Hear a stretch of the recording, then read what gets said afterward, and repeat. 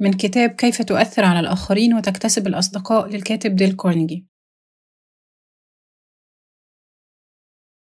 النهاردة هنعرف مع بعض إزاي ينتقد من غير ما أجرح في اللي قدامي، إزاي ينتقد من غير ما أبقى شخص مكروه. أول حاجة إنك تبدأ كلامك بالمدح والتقدير الصادق، ومهم إن التقدير والمدح يكون صادق وحقيقي وطالع من القلب، لأن في فرق ما بين الكلام الحشو اللي بيتحط في أول الكلام وما بين التقدير الحقيقي، وشتان ما بين الاتنين. إنك تبدأ كلامك بالمدح زيه كده زي دكتور الأسنان لما بيبدأ شغله بحقنة المخدر قبل ما بيعمل أي إجراء مؤلم بعدها. المخدر بيقلل أو بيقضي تماماً على الألم. من السهل إنك تسمع للأشياء الصعبة أو الكريهة للنفس بعد ما تسمع المدح في البداية.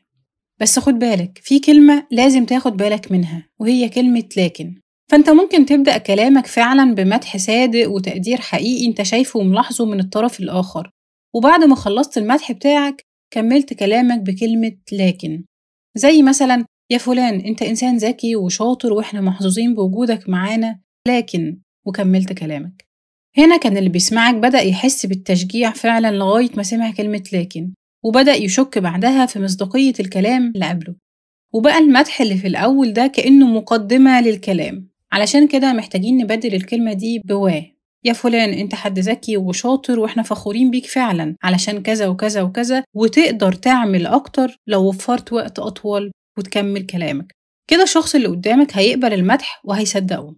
حاول كمان إنك تنبه اللي حواليك لأخطائهم بشكل غير مباشر. مسؤول كبير بيمر بأحد المصانع التابعة ليه، وصادف خلال مروره موظفين بيدخنوا جنب لافتة بتقول ممنوع التدخين. تفتكروا الشخص ده عمل إيه؟ اللي عمله إن هو مشى ناحيتهم وادى لكل واحد منهم سيجارة وطلب منهم إن هم يدخنوها، ولكن بعيد عن المكان اللي مكتوب عليه ممنوع التدخين. هم كده عرفوا وفهموا إن هم كسروا القاعدة، وهو كمان وجههم ولكن بطريقة غير مباشرة. وإنت بتنتقد اتكلم عن أخطائك إنت الأول. يعني إنت موجود مع شخص دلوقتي، أو إنت في حد تحت إيديك ولسه بيشتغل وجاي جديد، تبدأ كلامك معاه إن أنا وأنا في نفس سنك كنت بعمل نفس الأخطاء ويمكن يكون أكتر منك كمان، وتبدأ توجه بعدها وإنه ممكن تعمل الحاجة الفلانية بالطريقة دي ودي ودي. ساعتها الشخص اللي قدامك هيقبل كلامك جدا، وهتبقى بالنسبة له محل إعجاب. لأن لو الشخص اللي بيوجهك أو بينتقدك بدأ بأخطائه هو الأول وتواضع واعترف لك إن هو كمان مش معصوم من الخطأ، هتلاقي إنه سهل عليك إنك تتقبل سماع أخطائك بعد كلامه. كمان مجرد اعترافك بخطأك حتى لو ما كنتش لسه صححته ممكن يقنع الشخص اللي قدامك بإن هو يغير سلوكه. أب مدخن لقى ابنه اللي عنده 15 سنة بيدخن، فبيحكي الشخص ده وبيقول إنه أكيد ما كانش يتمنى لابنه إن هو يكون زيه مدخن، ولكن بيقول إن هو وأم الولد مدخنين، فالأكيد إن هما كانوا قدوة سيئة. وبدأ الوالد يشرح لابنه إن هو إزاي بدأ تدخين لما كان في نفس عمره، وبيقول له إنه التدخين ده أثر على صحته تماماً، وقعد يفكر ابنه بمدى تدهور صحته والحالة اللي وصل ليها. فكر الولد في الكلام لفترة ومن بعدها وقف تدخين تماماً. هو هنا الأب ما هددوش وما أجبروش إن هو يوقف تدخين ولا قعد يديله في محاضرات، هو كل اللي عمله إن هو وضح له إزاي هو كأب حصل له كده وشرح له تجربته. كمان حاول إنك تبدل الأوامر بالأسئلة، بالاقتراحات. يعني مثلا إيه رأيك نعمل الحاجة دي بالصورة الفلانية؟ تفتكر لو عدلنا في الجزئية دي مش هتطلع أفضل؟ الأسلوب ده بيسهل على الإنسان إن هو يصحح خطأه، وبيديله شعور بالأهمية وإنه شارك في اتخاذ القرار. وبيحكي لنا قصة لصاحب مصنع صغير، وتيحت له الفرصة إن هو يقبل طلبية كبيرة جدا، ولكن الوتيرة اللي هم كانوا شغالين بيها في المصنع بتاعه كانت هتخليهم بالتأكيد ما يقدروش يسلموا في الموعد المطلوب. فبدل ما يقول للموظفين بتوعه إن إحنا لازم نشتغل بسرعة ولازم عمل اجتماع ليهم كلهم، وحكى لهم الوضع الراهن وقال لهم المكاسب اللي هتعود على الشركة وعليهم لو قدروا يسلموا في الوقت المطلوب. وبدأ يوجه لهم أسئلة: هل في حاجة نقدر نعملها علشان نسلم في ميعادنا؟ طب هل في أي حد قادر إن هو يفكر في طريقة جديدة علشان نحل الأزمة دي؟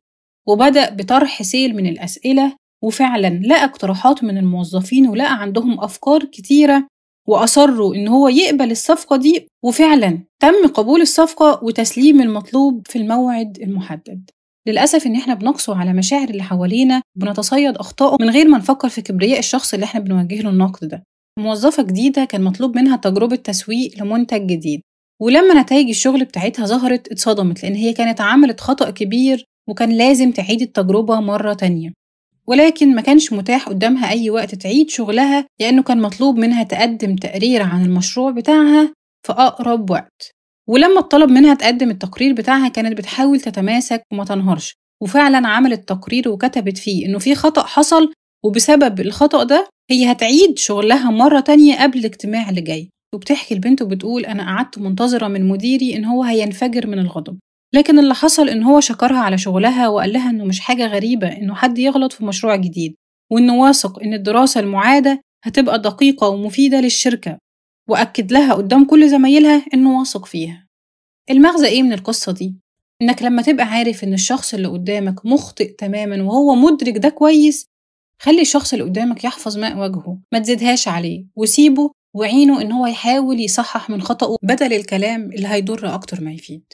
وحاول تفكر نفسك إنك مش من حقك إنك تقول أو تعمل حاجة تقلل بيها من صورة اللي قدامك عن نفسه، لأنه الحقيقة إنه مش مهم رأيك فيه إيه، المهم فعلا هو رأيه في نفسه. وطبعا الأفضل من ده كله إنك تعرف السبب ورا الفعل المستحق للنقد من وجهة نظرك، وتحاول تعالجه أو على الأقل تكون سبب في علاجه.